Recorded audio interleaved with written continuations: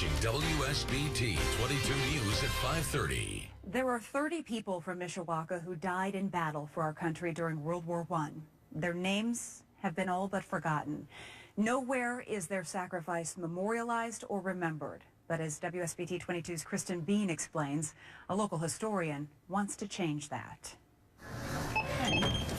Most customers at the Meijer on Bremen Highway in Mishawaka don't realize the history hanging behind the checkout line. Coupons are in perks today.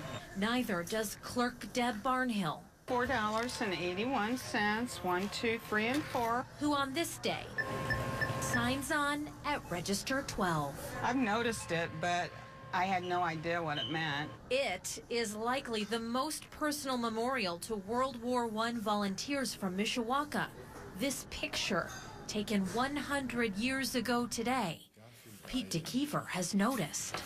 The story has to be written, and it has to be written now. The Mishawaka historian made it his mission to figure out who those men were and what happened to them. The photograph was taken on the front steps of the U.S. Post Office building on May 10th, 1917. It was on this day that a crowd of thousands gathered to see them off. The 64 men, part of a group of 76 who were headed to war. We know that most of them went to France.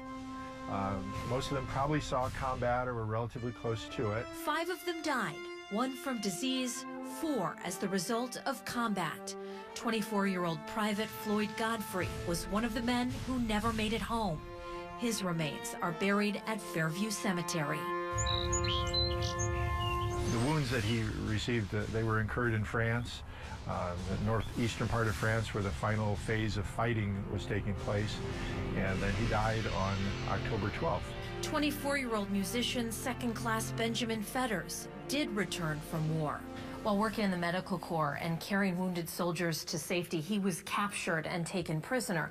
In a letter to his family, he details his time in captivity, including when he and other soldiers were fired upon. That shocking letter appeared in a local newspaper. I flopped immediately, pretended to be a dead one, and that's what saved me. They killed, there were 19 prisoners who were killed and 30 who were wounded. And Ben Fetters, he's in the middle of all of that. And he tells his family in the letter that he had to play dead. He dropped to the ground and kind of was mixed in with the men who had died or who had fallen, and was able to survive that incident. DeKeever says those two are only a fraction of those that risked or gave their lives. Around 30 local men died in World War I. Nowhere are their names memorialized in Mishawaka. Not even on the memorial in City Hall, where the dead from every other war are listed. The amazing thing about that photograph is it's really the most personal kind of memorial to those men. It doesn't list the men who died, it doesn't list any names, but there you get to see their faces. And that means something, even if few notice. There they are, staring at us across a century of time. Maybe 30 feet of space, but a century of time. Kristen Bean, WSBT-22 News.